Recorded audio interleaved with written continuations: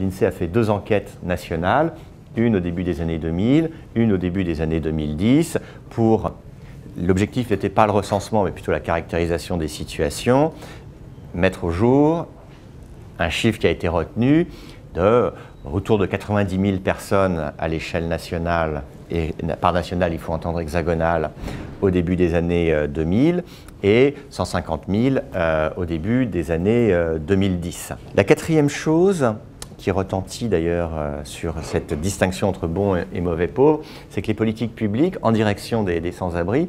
oscillent sempiternellement entre, pour prendre le titre d'un bel ouvrage, la potence et la pitié, le social et le pénal. Dans nos esprits même,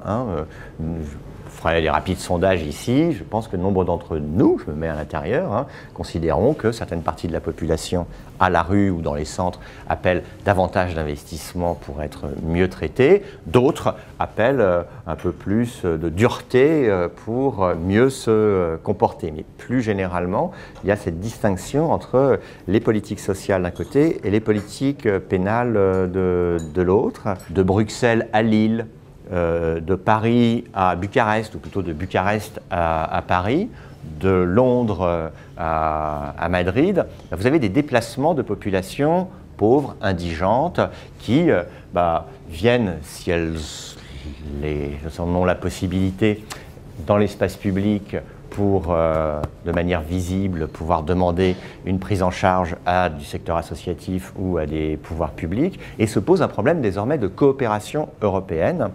Que l'on soit favorable ou non au renforcement de ces coopérations ou à la fermeture des frontières, c'est un sujet majeur qui est aujourd'hui baptisé crise migratoire, migrants, etc. C'est en France qu'on trouve la population qui, le plus, estime qu'être sans-abri, c'est d'abord une question de marché du logement et de marché de l'emploi, et c'est tout dernièrement une question de défaillance individuelle. Dans d'autres pays, de la Pologne au Royaume-Uni, c'est distribué tout à fait autrement. Et le gros sujet, c'est quelles sont les raisons pour les pouvoirs publics et les associations de ne pas être plus directifs. Et là, je pense que c'est une forme de permissivité et de tolérance sympathique à la française, mais qui fait que on ne devrait pas accepter que des gens refusent des prises en charge alors qu'elles sont dignes. Alors après, le monde associatif va dire oui, mais non, il reste encore des trucs qui sont indignes, il n'y a pas assez de place.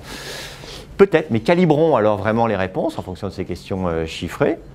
Les dépenses sont telles qu'on doit pouvoir faire mieux avec les moyens dont on dispose et ne pas accepter que des gens puissent refuser ces prises en charge. Sur le sujet qui, moi, me semble phénoménal d'accumulation des hypocrisies de la mendicité avec des enfants,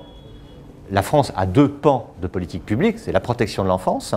qui est une obligation, et même pour nous, de signalement des enfants en danger, avec des sommes très importantes pour accompagner les parents en difficulté, le cas échéant, les séparer des enfants maltraités, ça c'est le pan en protection de l'enfance, et de l'autre, un droit pénal qui a,